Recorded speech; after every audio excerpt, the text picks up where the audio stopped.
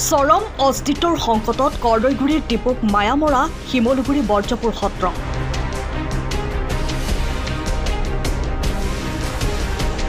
সত্ৰৰ মাটিবাৰী নামঘৰলৈ আহিছে প্ৰচণ্ড ভাবুকি খহনীয়াত যা যোৱাৰ উপক্ৰম হতায়ু কৰকা এইখন সত্ৰ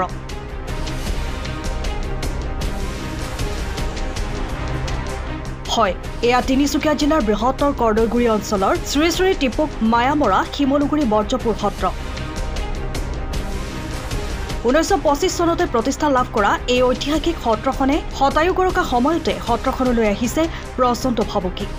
ব্ৰহ্মপুত্ৰৰ এৰাসুতি ঢলা হাতীঘুলি অনন্ত নলাই কৰ্দৈগুৰি অঞ্চলত ভয়ংকৰ ৰূপত খহনীয়া সৃষ্টি কৰি ইতিমধ্যেই অঞ্চলটোৰ 20খনকৈ গাঁও এৰাসুতিৰ অনন্ত নলাত বিলীন হৈছে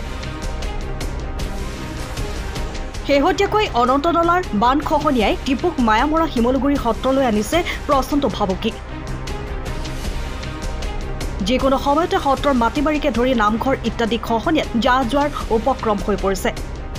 সোমবাৰে বৃহত্তৰ তিনিচুকীয়া সাংবাদিক সন্থাৰ এটা সজাতি দলে ঐতিহাসিক সত্ৰখনৰ খহনীয়া পৰিদৰ্শন কৰাৰ সময়ত স্থানীয় ৰাইজ সত্ৰখনৰ ভকত বৈষ্ণৱে বাৰিষাৰ প্ৰাক্ষণত খহনীয়া ৰোধ কৰিবলৈ মুখ্যমন্ত্ৰীক আহ্বান জনাইছে উত্তৰ কৰ্দৈগুৰি অঞ্চলৰ এক দীৰ্ঘদিনীয়া সমস্যা হৈছে বান আৰু গৰাখহনীয়া সমস্যা সকলো অৱগত আচলতে বিগত 30টা বছৰত অবিৰতভাৱে হৈ অহা গৰাখহনীয়াই অঞ্চলটোৰ 20খনতকৈ গাঁও ইতিমধ্যে নদীত জাহ গৈছে আৰু প্ৰায় 3000তকৈ অধিক পৰিয়ালে গৃহহীন হৈ গ্ৰেজিং লেণ্ডত বসবাস কৰি থাকিবলগীয়া হৈছে মৰাণ ছাত্ৰ সন্থাই এই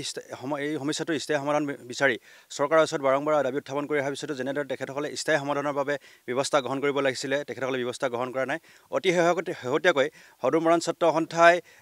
জলসম্পদৰ ডিব্ৰুগড় সংমণ্ডল আৰু ডুমডুমা উপসংমণ্ডলৰ অভিযন্তাসকলৰ যৌথ প্ৰচেষ্টাত আমি এটা সাৰ্ভে কৰিছিলোঁ আৰু সাৰ্ভে কৰাৰ পিছত এটা DPR প্ৰস্তুত কৰি জলসম্পদ বিভাগৰ গুৱাহাটীস্থিত কাৰ্যালয় আমি জমা কৰিছিলোঁ আৰু সেই যি আমাৰ যি দীৰ্ঘদিনীয়া সমস্যা সেই সমস্যাটোৰ স্থায়ী সমাধানৰ বাবে আচলতে যিমান পুঁজিৰ প্ৰয়োজন হৈছে সেই পুঁজি দিয়াৰ ক্ষেত্ৰত চৰকাৰে মান্তি হোৱা নাই গতিকে আমি চৰকাৰলৈ আহ্বান জনাব বিচাৰিছোঁ আচলতে তেখেতসকলে এই সমস্যাটোৰ গুৰুত্ব বুজিব লাগে গুৰুত্ব বুজি স্থায়ী সমাধানৰ কাৰণে তেখেতে যি যাৱতীয় ব্যৱস্থা গ্ৰহণ কৰিব লাগে বা পুঁজি মোকলাই দিব লাগে তাৰ বাবে ব্যৱস্থা গ্ৰহণ কৰিব লাগে যিহেতু এই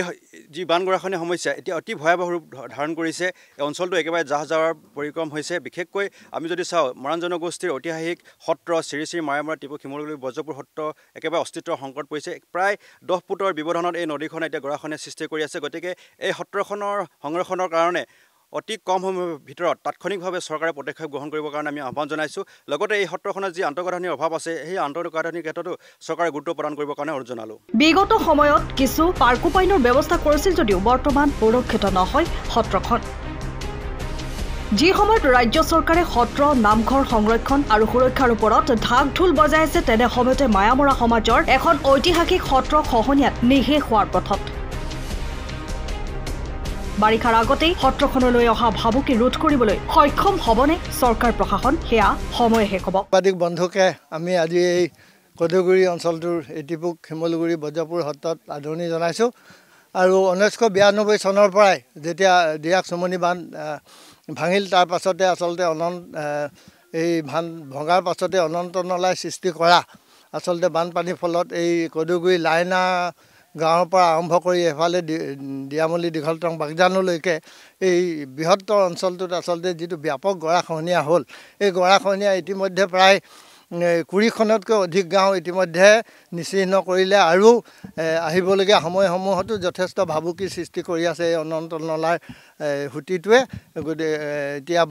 ব্ৰহ্মপুত্ৰৰ উপনৈ গতিকে ইয়াৰ ওপৰত যদি আমি স্থায়ী ব্যৱস্থা গ্ৰহণ নকৰোঁ প্ৰতিৰোধক ব্যৱস্থা গ্ৰহণ নকৰোঁ তেতিয়াহ'লে কিন্তু অদূৰ ভৱিষ্যতে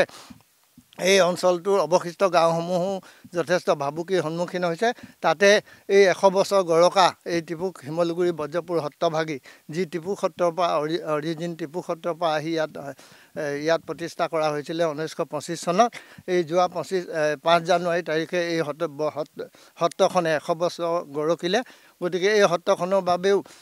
কেইবাটাও আঁচনি গ্ৰহণ কৰিছিলে এই সত্ৰখনক প্ৰতিৰক্ষা দিবৰ বাবে কিন্তু কেইবাটাও আঁচনি গ্ৰহণ কৰিলে যদিও প্ৰায়বিলাক আঁচনি আচলতে সফল নহ'ল এনে নামত হ'ল কিন্তু শেহতীয়াভাৱে শৈলপাৰ দিয়াটোৱে অলপ প্ৰতিৰোধ গঢ়ি তুলিলে যদিও এতিয়া সেই শৈলপাৰসমূহৰো এতিয়া অৱস্থা যথেষ্ট হেৰি হৈছে ভগ্নপ্ৰায় আৰু দুঠাইত ইতিমধ্যে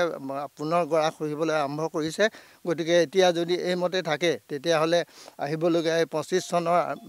বানপানী আৰম্ভণি হ'ব। আৰম্ভণি চোৱাই পৰাই এই সত্ৰখনৰ কাৰণে এটা মাৰাত্মক ভাবুকি আহিব। গতিকে এতিয়াও আমি চৰকাৰৰ প্ৰতি অনুৰোধ জনাইছোঁ এই সত্ৰখনক, এই ঐতিহাসিক সত্ৰখনক এই বানপানী গৰাখহনীয়াৰ পৰা ৰক্ষা কৰিব লাগে আৰু অঞ্চলটোক ৰক্ষা কৰিবৰ বাবে চৰকাৰে অতি সোনকালে ব্যৱস্থা গ্ৰহণ কৰিব লাগে। তিনিচুকীয়াৰ পৰা Ajay Sharma report, time of Assam.